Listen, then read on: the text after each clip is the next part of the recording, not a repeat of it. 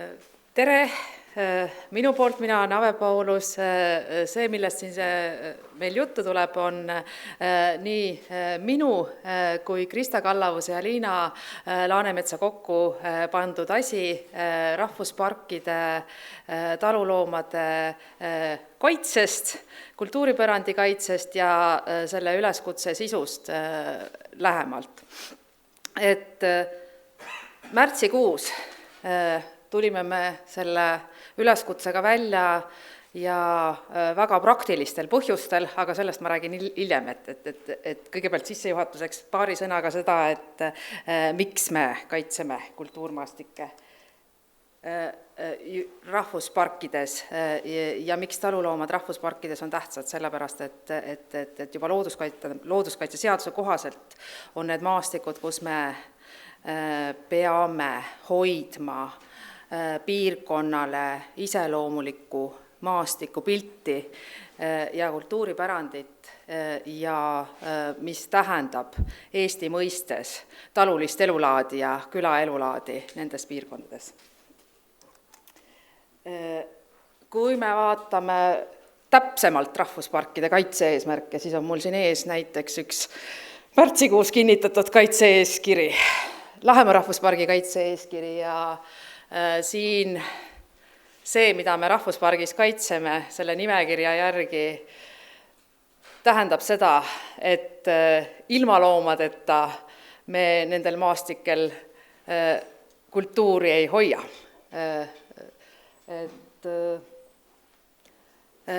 Keskne on pärandkultuurmaastike kaitsepiiranguvööndites ja see tähendab inimese ja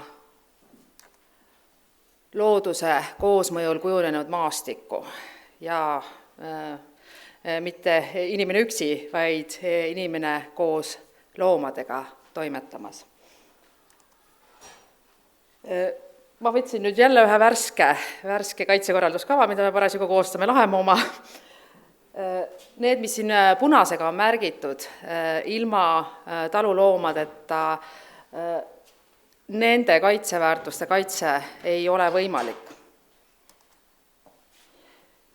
Ja eelmises punktis viimane traditsiooniline inimtegevus, et see ongi kõik, kui me sealt pildilt looma ära võtame, siis ei jäägi suurt palju järgi. See, mis puudutab kas või käsitöid ja muid asju, et see, et hobust on vaja rautada ja tööriistad, mis loomadega seotud ongi, et see on täpselt samamoodi see traditsioon, mida me eraldi peame hoidma.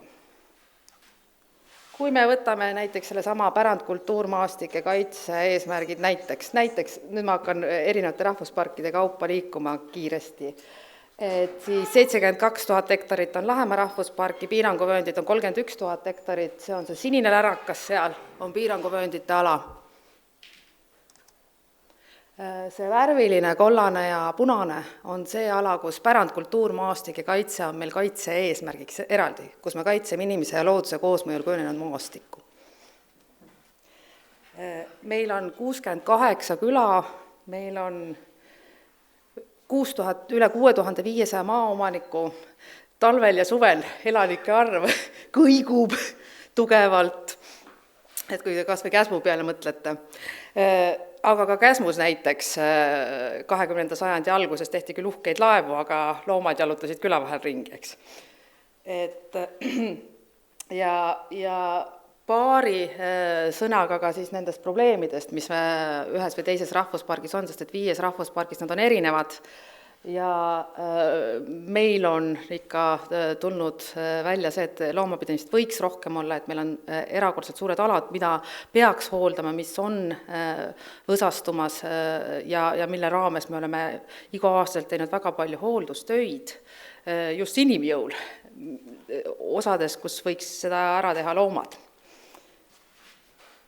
Ja viimane hitt on muidugi see, et karusid on liiga palju, et ma olen juba 5 kohast kuulnud, kuidas nad käivad nillimas ühe või teise mesitaru juures, et see on nüüd ka. Ja selle sama üleskutse osa on meil ka mesinduse kokkulugemine nagu.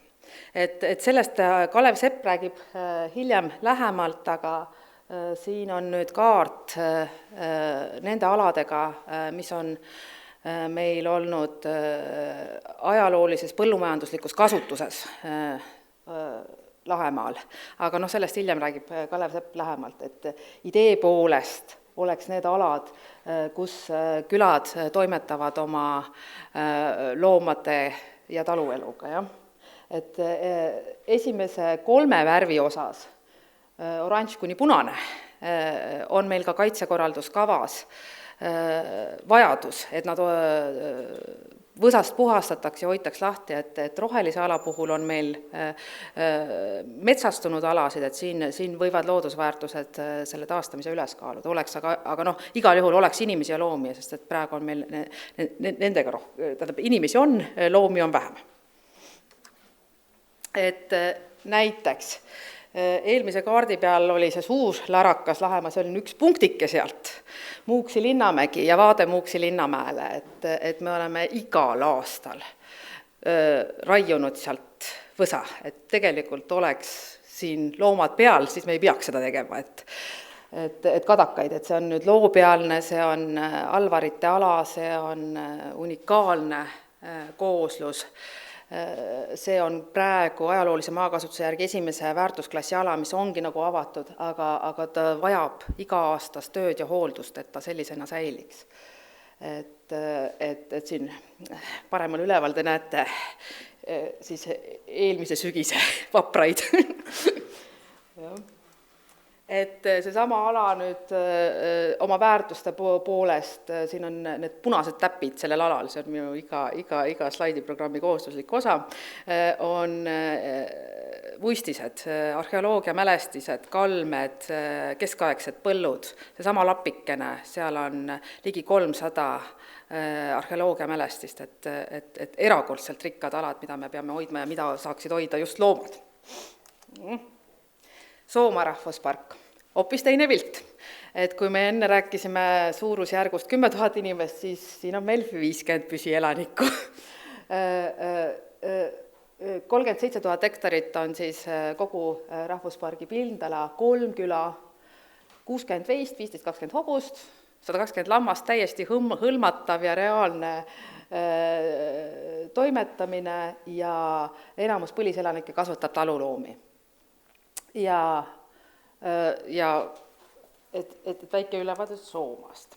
Karula rahvuspargis on meil siis 12 300 hektarit, 130 asustatud talu kohta, 200 elanikku ja enam-vähem on teada ka loomade arv. Ja kuna Karula rahvuspargis on võimalik ehitada ainult vanale talu kohale ja need on täis, siis vaputala kohtasid peaaegu pole ja iga maatükk on hinnas, sest seda kasutatakse. Vilsandi rahvuspark. 170 hoonestatud talu kohta, 700 maaomanikku, 75 püsielanikku, loomad kõik on täiesti loetavad ja hõlmatavad ja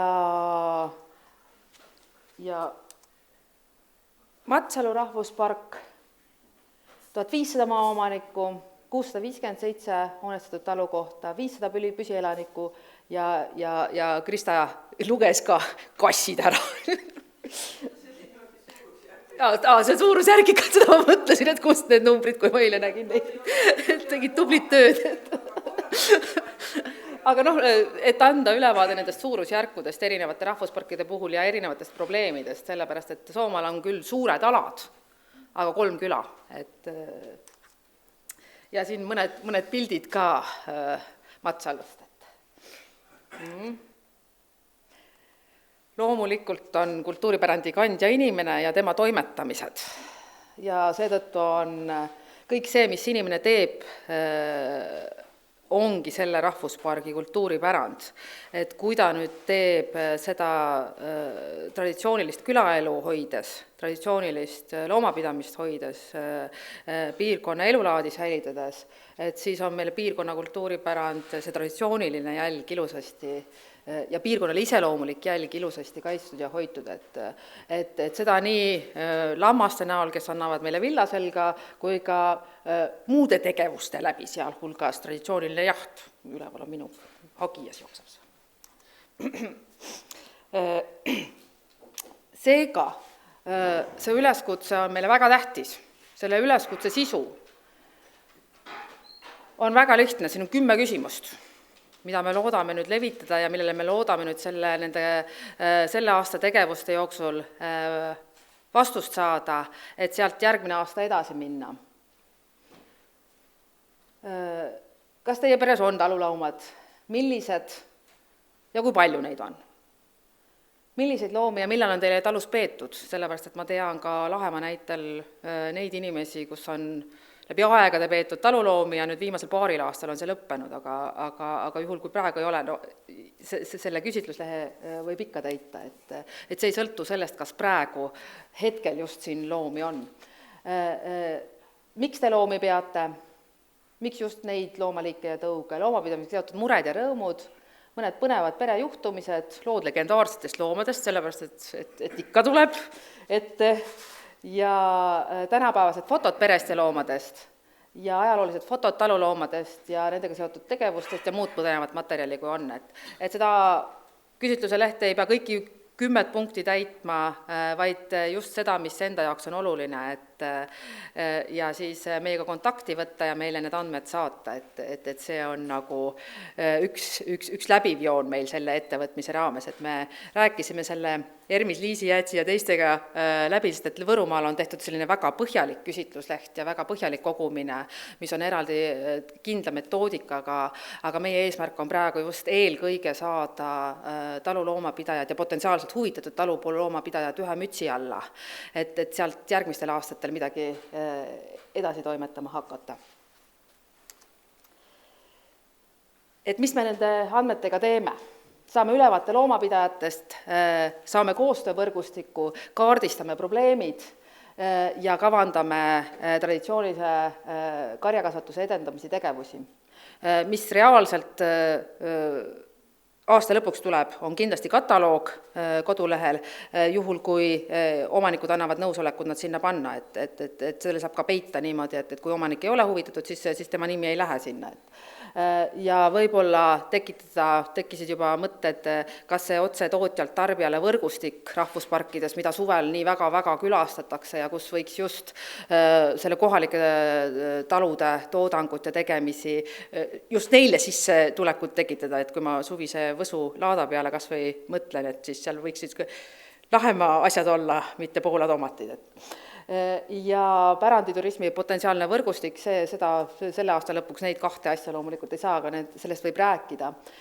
Siis ka hakata teabematerjale kavandama ja traditsioonilise karjakasvatuse uuringu lähtematerjaliks on nad samamoodi, et meil on sellised rakendusuuringud rahvusparkides enamasti tegemata. Ja see võiks olla üks osa laiemast elavate külamaastike programmist, et kaardistada ka teisi piirkonna elulaadiga seotud tegevusi, sealhulgas ka rannakalandust ja muid asju. Ja sellise programmina nagu edaspidi tekitada. Võib-olla koonub muid häid mõtteid. Need esimesed 4 punkti on need, mida me lubame. Mis me selle aasta raames alates märtsikuust oleme juba tegema hakanud.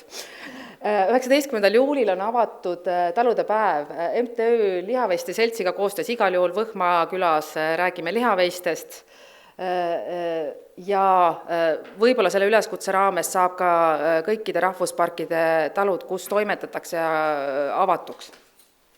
26. juulil on meil hobuste päev, väga erinevate partneritega räägime hobumajanduse koguringist, alates hobuse kasvatuse ajaloost, traditsioonilistest hobutöödest, mida me näitame, kuni siis hobuse rakendusele tänapäevas, kas või hipoteraapias. Augustis tuleb jahikoerapäev, siis on jälle väga erinevad osapooled ja räägime jahikoertest. Ja ökomässu raames lubati, et selle teema eriprogramm on ka loomsed ehitusmaterjalid. Sealhulgas nii põhumajad kui sõnniku ehitus kui savikrohvid ja kogu see asi, mis on tegelikult loomapidamisega seotud ja traditsioonilised ehitusmaterjalid, mis ilma loomapidamiseta ära kaovad või ilma põllumajanduseta ära kaovad, et ma sangaste rukki päästmisoperatsioonist ei hakka rääkima, et, et millest meil siis katused olid omal ajal, aga sellistest asjadest, mida ka praegu lihtsalt ökoehituses kasutada saab. Lisaks on meil planeeritud oktoobris, novembris aruteluring, et juhul, kui meil on juba välja koorunud andmestik, et mis on suuremad probleemid, et siis teeme sellise mõttekoja, et mis edasi teha. Ja novembris räägime ka karjakoertest, mis on juba teada praegu.